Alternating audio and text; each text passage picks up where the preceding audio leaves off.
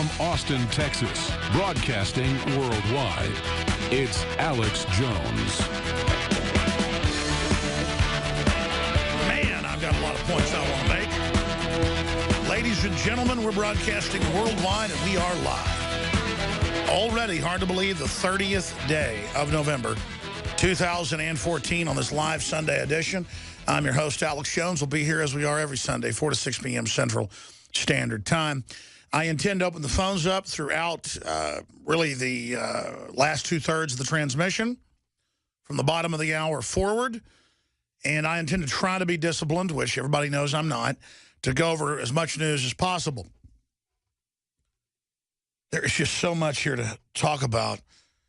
I live in Austin, Texas, where a few days ago we had somebody at 2:22 a.m., well, we know his name, McWilliams, running around shooting up the police station, the Mexican consulate, and the federal building. And folks want to know my take on that. Well, I'll give you my take on that event. Slain Austin shooter likely had anti-government motive and was against open borders. That's what they're saying is likely. I saw some online videos of him training with ninja swords and stuff, and he fits the same MO as this guy on the East Coast that killed one cop and was hunting others, who was obsessed with video games. I just think these are mentally ill people. That said, they're still dangerous. In fact, more dangerous because you don't really know when they're going to strike. But I want to tie that in, his so-called protest, to Ferguson, because I think both incidences of violence are illegitimate. And I got a lot of heat from the, quote, black community last week for criticizing shooting at police and firefighters and shooting up their vehicles and shooting two cops, and FBI agents got shot, and all sorts of stuff happened. That makes protesting look bad. And Time magazine came out and said, violent riots necessary, close quote. What, burning down your own neighborhood? So here's the big question. When is it right to have a violent revolution? And then who do you target? We're going to have the big kahuna discussion today, and we're going to have it tomorrow, because this country's on the edge of a staged civil war, and I'm here to try to stop it. And people say, well, I shows you work for the system. You want to stop the overthrow of these people, these pigs and all the rest of it. The pigs, as you call them, are being manipulated by the globalists just like we are, and they're people just like us, and it's a giant psyop I've been warning about for years. The globalists need us divided and conquered. They want to have us fight with low-level people making $50,000 a year. Some of them a lot less. Some of them more. Who I know on average do not have a bad motive against the American people. Are they doing twisted jobs? Are they doing things that are unconstitutional? Yes. Are there ways to fix it constitutionally? Yes. Is a giant shootout with the police the answer? No, no, no. The globalists want that, and everything they're doing is trying to kick that off. All right. If I went on air and I said shoot up police vehicles and shoot up fire department vehicles and try to kill people and shoot two cops, if I said go out and do that, I would be inciting a riot. I would be trying to organize criminal activity on a mass scale. It'd be called racketeering, and I should be arrested. But I'm not calling for that. That's why MSNBC constantly, along with CNN, every time a cop gets killed, tries to blame it on me with no evidence. I mean, we have 18 million listeners a week one way or another, a lot of them on the internet. They'll go search their computer. If they've ever visited my website, along with Fox News and ESPN, because I saw the subpoenas and all the sites that were listed, they don't blame ESPN or Fox News. They blame me. In fact, MSNBC blamed me for cops that got killed when they had been visited more than I had. And the guy was a white supremacist calling for my death on his website. I still got the blame when he shot three cops. What was his name? Richard Poplawski in Pittsburgh 5 years ago or 4 years ago. So this is what I deal with, ladies and gentlemen, constantly. Because they want to say my speech that's unifying and promoting Americana is inciting violence, while people actually calling for it are A-OK. Here is Time magazine on Friday. I just ripped off Rush Limbaugh right there. Ferguson I always love that. That's got the article right here. Ferguson in defense of rioting by Darlena Cunha. And she goes on to just say it's wonderful, basically. Okay. Here's another one. Time magazine columnist, violent riots necessary, close quote. Bunch of other garbage. I'm not going to. Here's one out of CNN. CNN is lying when they say Ferguson protests were, quote, peaceful. We have the video clip. I mean, I'm just going to vomit. And then when I covered this last week and said, I think shooting up, we had reporters there, Jakari Jackson, Joe Biggs, getting threatened and yelled at by the, quote, demonstrators that were saying, burn this baby down and stuff. When the stepdad of Brown came out and said, burn it all down, it's like, well, he just upset, you know. The point is that burning down your own neighborhood, that's an analogy of just a violent revolution. It's like burning down your own neighborhood. What do you stand for? What are you going to replace it for? What are you going to do? I'm sure the Ferguson police have done something wrong. I'm sure you feel oppressed. But Brown isn't the poster child here. The witnesses all say that basically he charged and attacked the cop. We're sad he's dead. Believe me, the police don't want all this trouble.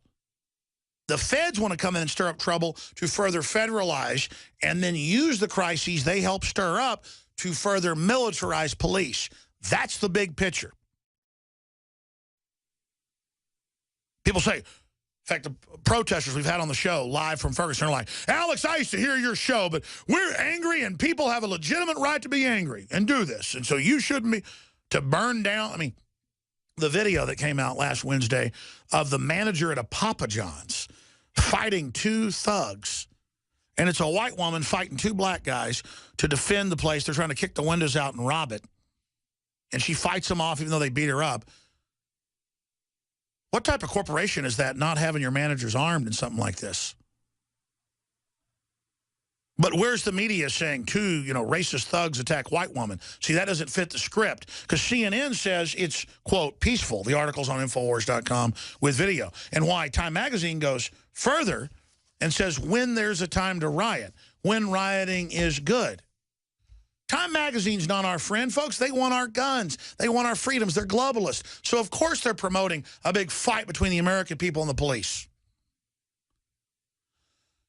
They want to cause a civil war where the cops get ordered to go confiscate the guns, and then we're forced to defend ourselves, and then it kicks off, and the police and military get taken out, along with the patriots, in a civil war against each other. Can we cue up the To Russia with Love, please? The analogy of the two Siamese fighting fish, and the other one waits till they've tired each other out. This is the grand game. This is divide and conquer. This is what I've warned you about thousands of times. No exaggeration. Every day for 5-6 years. I see their plan. I know their plan. It is not what we want.